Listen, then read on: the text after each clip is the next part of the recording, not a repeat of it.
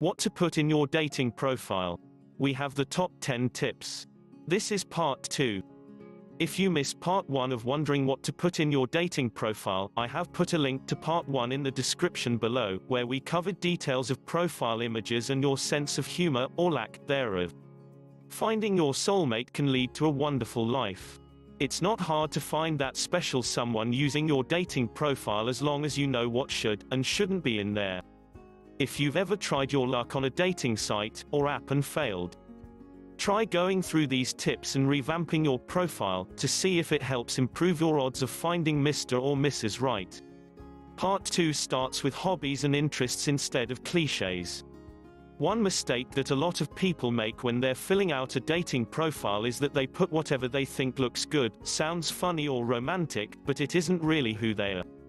Instead, what they're doing is parroting what they believe would be attractive to a possible soulmate.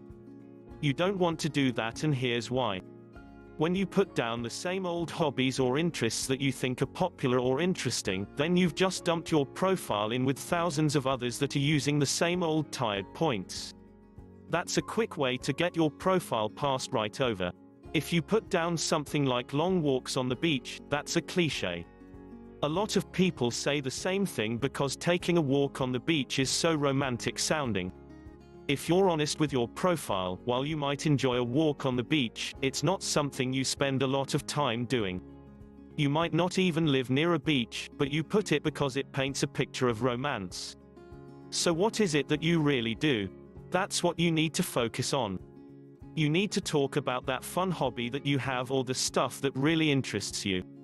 It's that activity that makes you stand out from all the clichés, and that's what will get other people to pay attention to your profile information. Now let's move on to honesty without negativity. Everyone on a dating site wants to look good in order to attract the love of their life. But you don't want to create a fictional backstory just to try to look better or sound more interesting.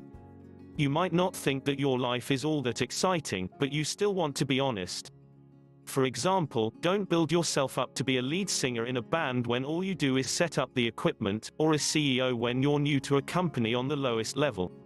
Bragging about stuff that isn't true is a terrible foundation to build a relationship on because it begins with a misdirection. You also don't want to downplay things that are true. If you're someone who has to live with roommates because you can't afford a place of your own, don't lie about it. Honesty is a better currency on a dating site than a lie could ever be. You might have something about yourself that you don't like.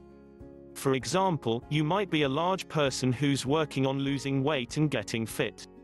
Don't downplay your weight or anything else about yourself.